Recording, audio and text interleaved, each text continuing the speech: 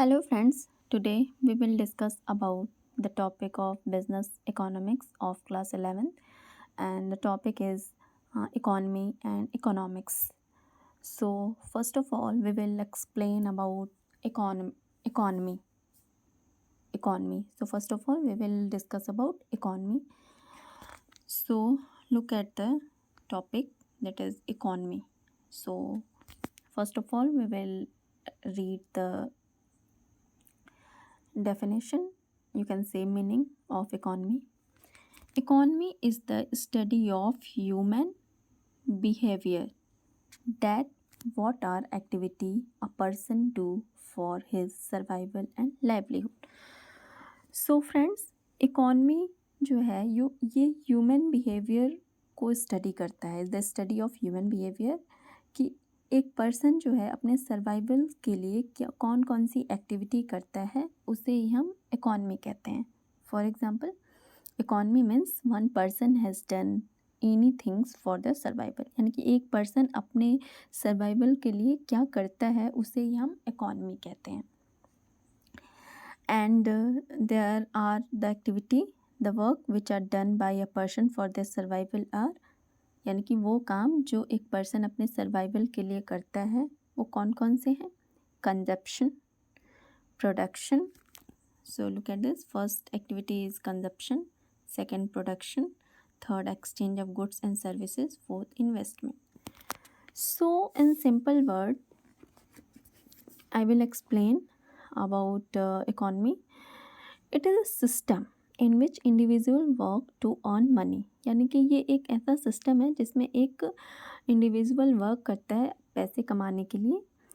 ये सिस्टम जहाँ पर भी एस्टेब्लिश होता है उस पर्टिकुलर प्लेस को हम इकोनॉमी कहते हैं. जैसे घर पे भी अगर ये सिस्टम एस्टेब्लिश हो रहा है तो उसको भी हम इकोनॉमी कहते हैं. Market place, it can be industries, any firm, जहाँ पर भी ये सिस्टम एस्टेब्लिश होता है उसे हम इकोनॉमी कहते हैं. और इन सारी चीज़ों का जो स्टडी करता है उसे हम इकोनॉमिक्स कहते हैं. So for example I will explain economy through a example. For example, एक पर्सन जो है, a person earn 25,000 per month as a salary. वो 25,000 एज अ सैलरी उसे मिल रही है. उस 25,000 में उसे अपने पूरे मंथ का सब कुछ कंप्लीट करना है. जैसे कि 25,000 उसकी सैलरी है, उसकी वाइफ ने डिमांड किया साड़ी के लिए.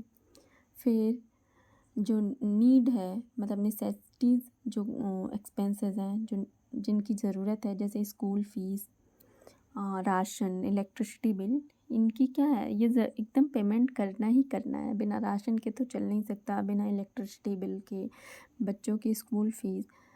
तो इस पर्सन को क्या करना है कि वो बहुत ही इंटेलिजेंस के साथ, बहुत ही ध्यान से वो अपने उस लिमिटेड रिसोर्स को खर्च करेगा. उस लिमिटेड रिसोर्स के थ्रू अपने वांट्स को कंप्लीट करेगा. सो कैसे करेगा? फॉर एग्ज़ाम्पल, उसका कैसे यूज़ करेगा उस रिसोर्स, मतलब जो इनकम है उसका 25,000. फॉर एग्ज़ाम्पल, सबसे ज़रूरी है राशन, तो उसने 5,000 का राशन लिया. Next one is school fees, 2,000 बच्चों की स्कूल फ़ीस है, 2,000 इलेक्ट्रिसिटी बिल है. फिर बच्चे ने डिमांड किया था आईफ़ोन का, तो आईफ़ोन उसने नहीं दिलाया. सोचा कि अब तुम एक सिंपल सा फ़ोन दिला दिया 10,000 का, तो 10,000 फ़ोन का हो गया. वाइफ को साड़ी चाहिए था तो उसे 2,000 की साड़ी हो गई. फिर 2,000 बच्चे ने कपड़े की डिमांड की थी, तो 2,000 बच्चे का वो एक ब्रांडेड क्लॉथ ना दिला के एक सिंपल सा जैकेट दिला दिया. तो ये सारे काउंट करने के बाद हो रहा है 23,000. यानी कि उस पर्सन ने बहुत ही उस स्केर्स रिसोर्स में उसने बहुत ही उसका रैशनल मैनेजमेंट किया. उसका बहुत ही इंटेलिजेंसी के साथ ऐसा मैनेज किया कि सब कुछ कंप्लीट भी हो गया और उसकी जो नीड्स हैं वो कंप्लीट भी हो गया और उसके पास 2,000 सेव भी हो गया. So in this way a person satisfy their need. So I hope you all understood about the economy. Next topic is economics. तो इन सारी चीज़ों के बारे में जो स्टडी करता है उसे जो इकोनॉमिक इशूज़ के बारे में, जो इकोनॉमिक्स प्रॉब्लम्स हैं उसके बारे में जो स्टडी करता है उसे हम इकोनॉमिक्स कहते हैं। सिंपल वर्ड में क्या क्या इकोनॉमिक्स प्रॉब्लम्स हैं, जैसे कि रिसोर्सेज वो स्केर्स होते हैं, बहुत ही कम होते हैं, उसका अल्टरनेटिव यूज़ करना रहता है, हमें बहुत ही इंटेलिजेंसी के साथ उसका यूज़ करेंगे, नहीं तो कोई हमारा डिमांड कोई कंप्लीट होगा, कोई कंप्लीट नहीं होगा। किसी डिमांड को हम फुलफ़िल कर लेंगे, किसी डिमांड को नहीं कर पाएंगे।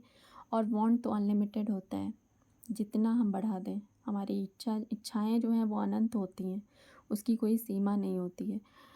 तो इसमें क्या करना है, ये सारे प्रॉब्लम्स हैं कि हमारे इकोनॉमिक्स के क्या सेंट्रल इशूज़ हैं, क्या इकोनॉमिक्स इशूज़ क्या हैं कि हमारा जो संसाधन है वो बहुत ही कम है, उसका अल्टरनेटिव यूज़ करना है, हमें बहुत ही बुद्धिमत्ता के साथ उसे यूज़ करना है, ऐसा यूज़ करना है कि हमारी जो ज़रूरतें हैं वो पहले हम पूरा कर सकें।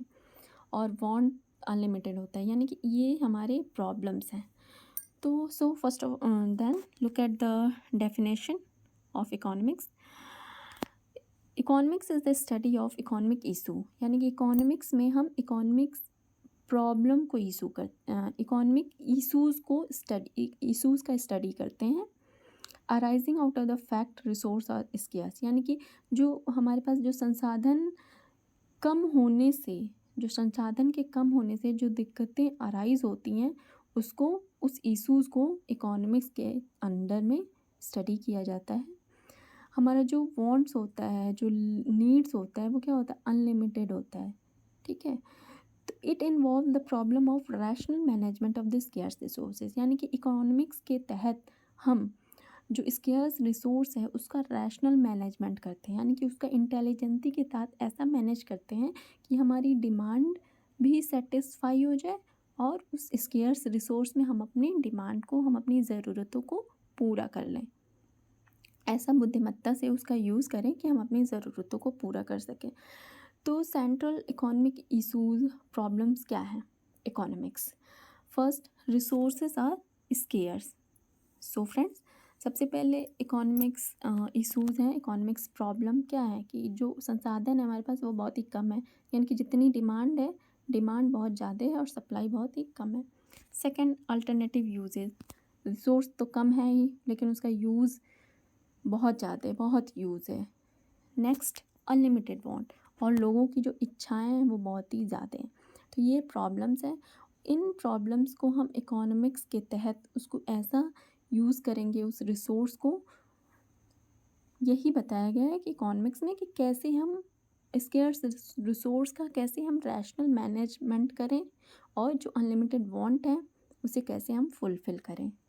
So friends, I hope you all understood about the economy and economics, and in our next video we will discuss about on further topics. So thank you.